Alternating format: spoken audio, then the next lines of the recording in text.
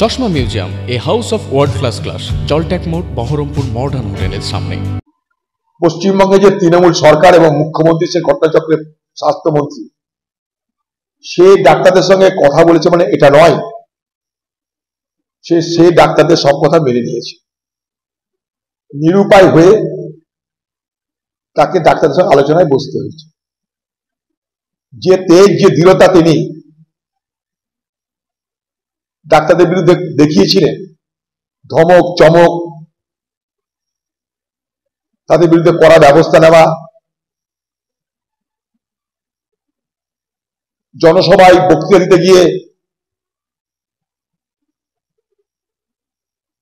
সাপের ফোঁস করার গল্প, ডাক্তারদের বিরুদ্ধে এফআইআর করার গল্প, ডাক্তারদের ভয় দেখাতে কোনো ত্রুটি তিনি করেননি। কিন্তু অকুত ভয় ডাক্তার সমাজ, বিশেষ করে জুনিয়র ডাক্তাররা, অকুত ভয় যে ডাক্তার সমাজ, জুনিয়র ডাক্তার তাদের দৃঢ়তার কাছে হার মেনেছেন, মানুষের প্রতিবাদের কাছে হার মেনে মমতা ব্যানার্জি নিতান্ত বাধ্য হয়ে আজকে সেই সমস্ত জুনিয়র ডাক্তারদের প্রতিনিধি দলের সঙ্গে দেখা করেছেন। কিন্তু একথা ভাবার কোনো কারণ নেই, তিনি এগুলো ভুলে গেছেন। তিনি বদলা নেবেন, তার জন্য তিনি অপেক্ষা করছেন, সুযোগ খুঁজছেন বদলা নেবার, মিলে নেবেন আমার কথা। সি ইজ এ ভেঞ্জফুল লেডি, সে চেষ্টা করবে বদলা নেবার। তাই ডাক্তারদের আন্দোলন শেষ হয়ে গেলেও ডাক্তার সমাজে মনে রাখতে হবে যে আপনাদের আন্দোলনের ধার ভার বজায় না রাখলে আপনারা আপনাদের বিপদ ডেকে আনবেন। যারা জুনিয়র ডাক্তার তাদের পাশাপাশি সিনিয়র ডাক্তার এবং বিভিন্ন নার্সিং হোম যারা চালাচ্ছেন সেই সমস্ত ডাক্তারদেরও আজকের এই আন্দোলনকারীদের পাশে এসে দাঁড়ানো উচিত বলে আমি মনে করি। খুব বড় সর্বনাশ হয়ে গেছে এই বাংলার। আগামী দিনে কারা ডাক্তার হচ্ছে, সেই ডাক্তারদের মধ্যে কাদের কি যোগ্যতা আমরা জানি না, আমরা অন্ধকারে। তাদের মধ্যে ভালো ছেলে যেমন আছে, পয়সার বিনিময়ে ভুয়া ডাক্তারও তৈরি হচ্ছে। আমরা কোথায় যাব? গোটা ব্যবস্থায় ঘুম ধরে গেছে। যদি গোটা চিকিৎসা জগতে ঘুম ধরে যায়, বড় ভয়ঙ্কর কাহিনী আমাদের কাছে আসছে যে 2 নম্বরই ওষুধ, মিথ্যা ওষুধ, সে ওষুধ আমাদের উপর ব্যবহার হয়েছে, তাতে মানুষের মৃত্যুর সংখ্যা বেড়েছে। দিদি বলছিলেন যে মেডিকেল কলেজে যারা জুনিয়র ডাক্তার তারা নাকি ডিউটি করেনি বলে 29 জন লোকের মৃত্যু হয়েছে। আমাদের দাবি জাল ওষুধ খাইয়ে, জাল ওষুধের ট্রিটমেন্ট করে আমাদের এই রাজ্যে কত মানুষের মৃত্যু হয়েছে তা তদন্ত হোক। যদি হিম্মত থাকে, হিম্মত হলে তা তদন্ত করুন। জাল ওষুধ খাইয়ে মানুষকে মেরে দেওয়া হয়েছে, 2 নম্বর ওষুধ খাইয়ে মানুষকে মেরে দেওয়া হয়েছে। আমি না, ডাক্তাররা বলছে।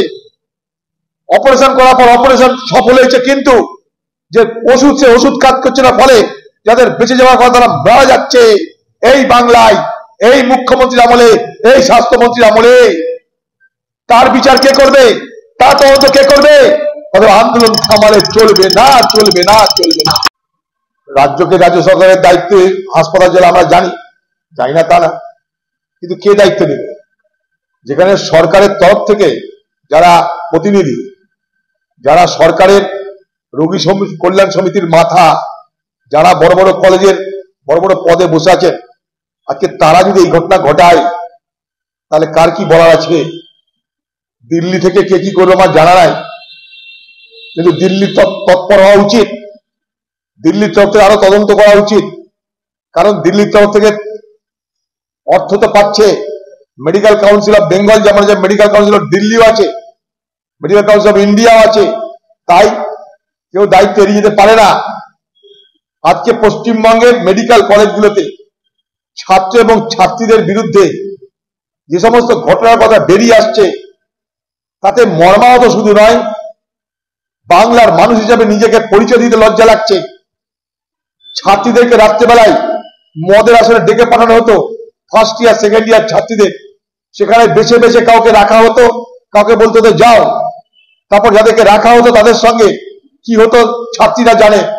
তাদেরকে সিনিয়র যারা অফিসার স্বাস্থ্য দপ্তরের, তাদের সঙ্গিনী করার জন্য বাধ্য করা হতো। যদি না তাতে রাজি হতো, যদি ছাত্রীরা রাজি না হতো শয্যা সঙ্গিনী হতে বা তাদের আনন্দের রসদ না দিতে, না করতে, তাহলে তাদের পরীক্ষায় ফেল করে দেওয়া হতো, তাদেরকে ডাক্তার হওয়ার সুযোগ থেকে বঞ্চিত করে দেওয়া হতো। গ্রাম বাংলা থেকে গরিব পরিবারের ছেলে মেয়েরা ঘটি বাটি সম্পত্তি বিক্রি করে আজকে পড়তে যাচ্ছে, তাদের হোস্টেলে থাকতে হয়, সেই হোস্টেলের মধ্যে যদি এই ধরনের ভিন্ন ঘটনা ঘটে, এই ধরনের ভিন্ন অপরাধ ঘটে, যৌন শোষণ হয়, তাহলে বাংলার ছাত্রছাত্রীরা কোথায় যাবে? এর তদন্ত কে করবে? কেন এই বাংলাকে আমাদের সহ্য করতে হবে? একে তো পরীক্ষায় ফেল পাস করানোর সময় প্রশ্নপত্র বিক্রি হচ্ছে, উত্তরপত্র বিক্রি হচ্ছে, সেটা তো আছেই। তার সঙ্গে সঙ্গে আমাদের ঘরের মেয়েদেরকে যৌন শোষণ যদি করা হয়, তাহলে কোথায় যাবে বাংলার মা বোনেরা? কোথায় যাব আমরা? বাংলার ছাত্রছাত্রীদের বলতে চাই যে কাউকে যদি না পান, কমসে কম আমাদেরকে খবর দিন। আমরা আমাদের ক্ষুদ্র শক্তি নিয়ে আপনাদের পাশে দাঁড়াবো। তাদের প্রাণ বিসর্জন দিতে হয়, প্রাণ বিসর্জন দিব, মাথায় রাখবেন। কোনো বাজে কথা বলছি না, কোনো আতিশয্য করছি না, সহ্য হচ্ছে না তাই কথা বলছি। আমাদের ঘরের মেয়েদেরকে এইভাবে যৌন শোষণ মানতে রাজি নই।